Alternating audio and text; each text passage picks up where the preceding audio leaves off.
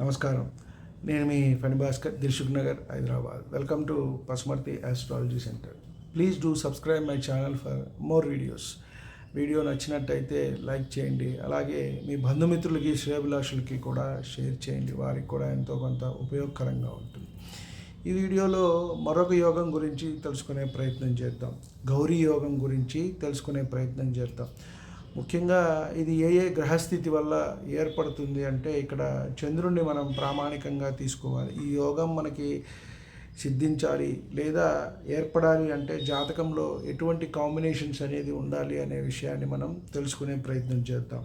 ముఖ్యంగా చంద్రుడు జన్మ జాతకంలో లగ్నం నుంచి ఏ కేంద్ర స్థానంలో లేక కోణస్థానంలో ఉన్నా సరే, అలాగే ఆ ఉన్న రాశి చంద్రునికి స్వక్షేత్రం కానీ లేదా ఉచ్చక్షేత్రం కానీ అయి ఉండాలి అని చెప్పని అన్నారు. చంద్రునికి స్వక్షేత్రము అంటే కర్కాటకం అవుతుంది, అలాగే ఉచ్చక్షేత్రము అంటే వృషభం అవుతుంది. వృచ్చికంలో మళ్ళీ నీచపడతారు. కాబట్టి ఇక్కడ వృచ్చికంలో ఉన్నప్పుడు ఈ యోగం అనేది వాళ్ళకి అప్లికబుల్ అవ్వదు అని మనం చెప్పవచ్చు.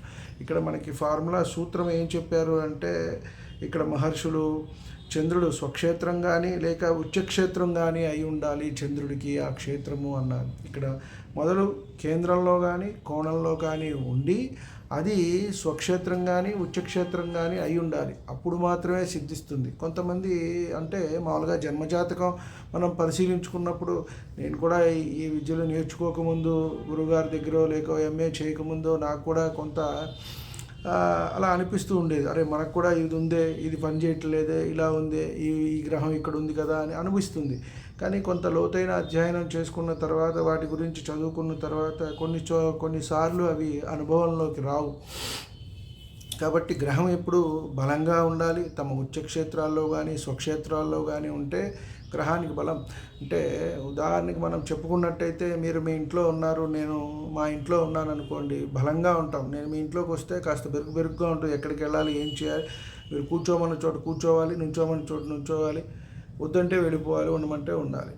మీకైనా అంతే. కాబట్టి ఇలా గ్రహానికైనా అదే వర్తిస్తుంది. కాబట్టి అది ఉన్న స్థానాన్ని బట్టి, అది బలాలని బట్టి అది ఫలితం ఇస్తుంది. ముఖ్యంగా మనం ఇక్కడ పాయింట్ ఏం చెప్పారయ్యా అంటే, జాతకంలో లగ్నస్థానం నుంచి ఏ కేంద్ర స్థానమైనా, లగ్నము అంటే ఒకటి కేంద్రము అంటే లగ్నం నుంచి 1వ స్థానం నుంచి 4, 7, 10లో కానీ 5, 9లో కానీ ఈ చంద్రుడు ఉండి, చంద్రుడు ఉన్న రాశికి ఆ చంద్రుడు మళ్ళీ అది స్వక్షేత్రం కానీ ఉచ్చక్షేత్రం కానీ అయి ఉండాలి అన్నారు.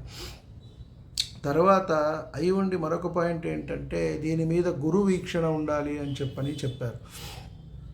గురువు అత్యంత శుభకరుడు. మనం చాలాసార్లు చాలా వీడియోస్లో చెప్పుకున్నట్టుగా, గురువు బాగుంటే జన్మజాతకంలో ఒకంత 50% బాగుంది, వారికి ఎటువంటి ఇబ్బందులు వచ్చినా కూడా దాని నుంచి బయటపడతారు అని మనకి పెద్దలు, మహర్షులు, గురువులు చెప్తూ ఉంటారు. కాబట్టి గురుగ్రహం అనేది జాతకంలో బాగుండాలి. అది విశేషమైన దృష్ట్యా లేక డైరెక్ట్ దృష్ట్యా అని మనకి ఇక్కడ చెప్పలేదు. కాబట్టి గురు వీక్షణ ఉండాలి అన్నారు. అంటే గురువు యొక్క విశేషమైన వీక్షణ అయినా సరిపోతుంది, 5, 9. డైరెక్ట్ ఆస్పెక్ట్ అయినా 7th నుంచి సరిపోతుంది. కాబట్టి ఈ విశేషమైన వీక్షణ 5, 7, 9 గురు వీక్షణ అన్నారు. కాబట్టి ఎటువంటి యోగం ఉన్నా కూడా వీరికి ఈ యోగం అనేది సిద్ధిస్తుంది అని చెప్పని అన్నారు. దీని గౌరీ యోగము అని చెప్పని అన్నారు. ఈ యోగం ఉన్న జాతకులు మంచి అదృష్టవంతులుగా చెప్పబడ్డారు. వీరికి కూడా ఎప్పుడు ధనలోపం అనేది ఉండదు, రుణ బాధలు అనేవి కూడా ఉండదు, మంచి దాంపత్య జీవితం ఉంటుంది.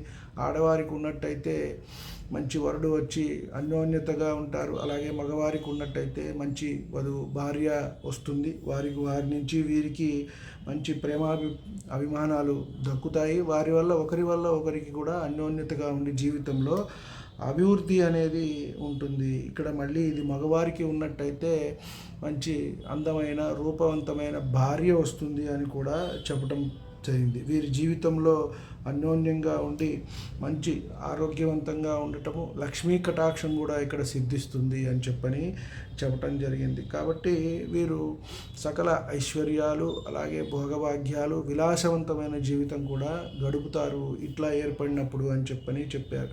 మామూలుగా ఏ గ్రహమైనా మనకి కేంద్ర కోణ స్థానాల్లో ఉండటం అనేది మంచిది, మూల త్రికోణాల్లో ఉండటం అనేది మంచిది.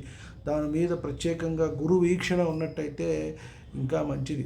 కాబట్టి ఇటువంటి జాతకులకి ఈ గౌరీ యోగం అనేది ఉన్నది అని మనం చెప్తాం. కాబట్టి వారికి ఇది సిద్ధిస్తుంది. వీటికి మనం చెప్పుకున్న పాయింట్ ఏదైతే ఉందో అది అప్లికబుల్ అయినప్పుడు మాత్రమే, తర్వాత మళ్ళీ గురు వీక్షణ ఉంటేనే ఇది మనకి యోగంగా పరిగణించబడుతుంది. ముఖ్యంగా ఇది చంద్రుని వల్ల ఏర్పడుతోంది కాబట్టి చంద్రమహర్దశలో ఇది మంచి అనుభవపూర్వకంగా వారికి అనుభవంలోకి వస్తుంది. అలా ఉన్న మహర్దశ నడిచే 10 సంవత్సరాలు కూడా మనతో యోగవంతంగా ఉంటుంది. వాళ్ళకి సకల భోగాలు, ఐశ్వర్యాలు, విలాసవంతమైన జీవనము అన్నీ కూడా, గృహాలు, వాహనాలు ఇవన్నీ కూడా సిద్ధిస్తాయి అని మనకి చెప్పవచ్చు.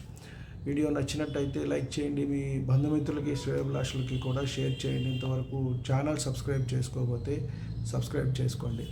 ధన్యవాదాలు.